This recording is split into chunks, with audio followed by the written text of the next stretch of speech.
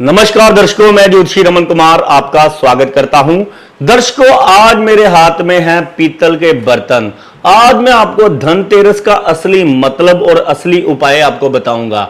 आपकी जिंदगी में आपको खजाना चाहिए, मैं आज आपको जो उपाय बताऊंगा, आपका घर, आपकी जिंदगी खजानों से भर जाएगी। सबसे पहले तो बात करते हैं सेहत का खजाना। धनवंतरी भगवान जो है वो समुद्र मंथन के वक्त निकले थे, उनके हाथ में था पीतल का कलश जिसमें था अमृत। उसमें से ये मैसेज हमें दिया गया कि अगर आप पीतल का बर्तन में खाना खाते हैं तो आपकी सेहत अच्छी रहती है। तो आपने इस दिन जो है, अगर आपके घर में बीमारियां हैं या पैसा जो है और धन जो है आपका बहुत सारा सेहत पर जो है लगता है, बीमारियों पर लगता है, तो पीतल का बर्तन खरीदिए और पीतल के बर्तनों में खाना शुरू करिए। एल्यूमिनियम, लोहे का बर्तन और बोन चाइना। बोन चाइना तो इतना मनहूस बर्तन है, अगर आप खरीदेंगे ये आपके घर की सुख शांति छीन लेगा। शीशे का बर्तन भी नहीं खरीदना, लोहे का बर्तन भी नहीं खरीदना, और एल्यूमिनियम तो समझ लीजिए सीधा सीधा राहु है जो आपके घर में आ जाएगा। पीतल के बर्तनों में आपने खाना खाना है अगर सेहत का खजाना चाहते हैं। दूसरे नंबर पर अकाल मृत्यु और बहुत ही असाध्य बीमारियां हैं। अगर आपके घर में ऐसा रहता है कि एक पलंग से उठता है और दूसरा पलंग पर पड़ जाता है।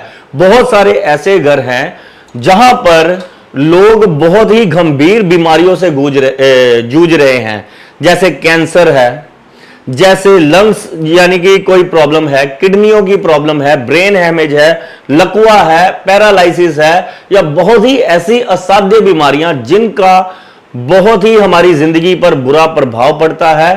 और ये बीमारियां जो है एक को खाती हैं और दूसरे को पकड़ लेती हैं।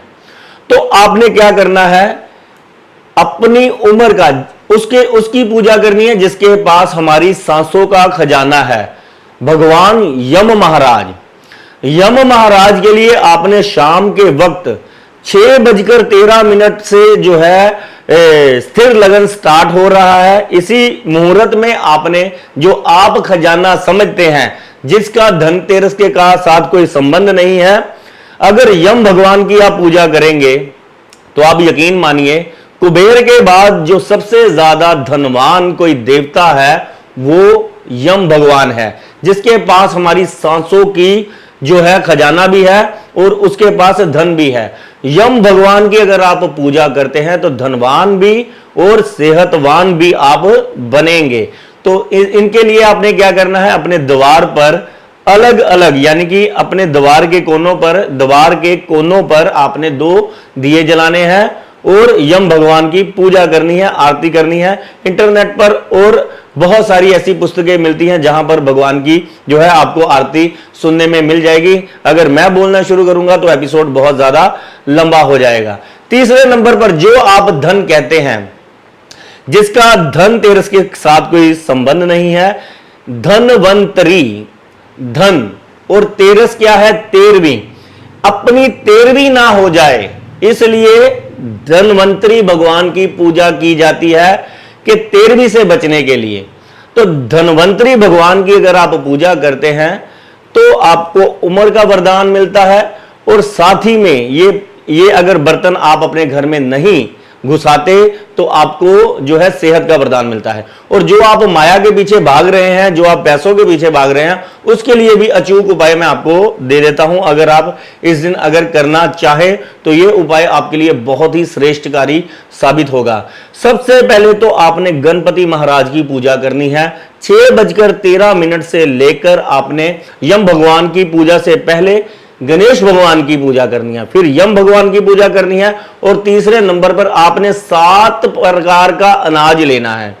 7 प्रकार का अनाज आपको लिस्ट जो है मैं अपने यहां पर चैनल पर आपको डाल रहा हूं। बहुत सारे लोग हैं जो सप्त अनाजा जो है, जो कबूतरों को डालते हैं, उसको ही जो है सप्त अनाज समझते हैं। लेकिन ये किन किन चीजों का बनता है वो आपको मैं लिस्ट नीचे डाल रहा हूं।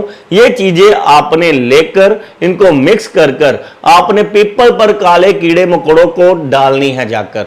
यकीन मानिए, बड़े से बड़ा कर्ज, बड़े से बड़ी कारोबार में जो आपकी दिक्कतें हैं, नौकरी में परेशानियां हैं, धन के रास्ते नहीं खुल रहे, तो ये उपाय शनिदेव को, गुरुदेव को और ये जो सारे दिन की जो आपने पूजा की है, मेहनत की है, ये बर्तन खरीदे हैं और ये जो जैसे मैंने कहा है आपको वैसे वैसे आपने इन योगों को, इन टाइम को आपने यूज किया है, तो आपका अमीर होना निश्चित ही है। वो आप सेहत के भी अमीर होंगे, अपनी उम्र के भी अमीर होंगे और धन का अमीर तो इंसान हो ही जाता है जिसके पास अच्छी सेहत होती है। तो मात्र इतने छोटे से उपाय आपकी जिंदगी बदल देंगे।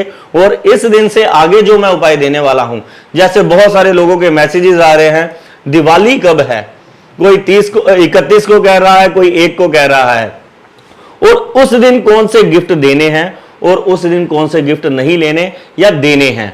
ये गिफ्ट देने का जो प्रचलन है, और कुछ लोग अपने अच्छे ग्रहों को ही दान कर देते हैं।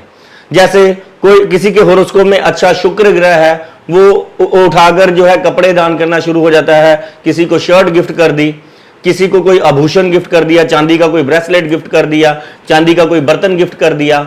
या कुछ लोगों की कुंडली में बुध ग्रह खराब है, उसने उठाकर शीशे के बाउल दे दिए किसी को। उसके बाद पटक कर दिवाली के बाद उसकी जो है कारोबार जो है परेशानियों में आ गया। उसका बहुत देर बाद उसको यही लगता रहा इंसान को कि मेरे को शायद नजर लग गई है। दिवाली के बाद मैं बहुत खुश था, बहुत ही ज्यादा यानी कि तैयार हुआ था, मेरे को नजर लग गई है लोगों की।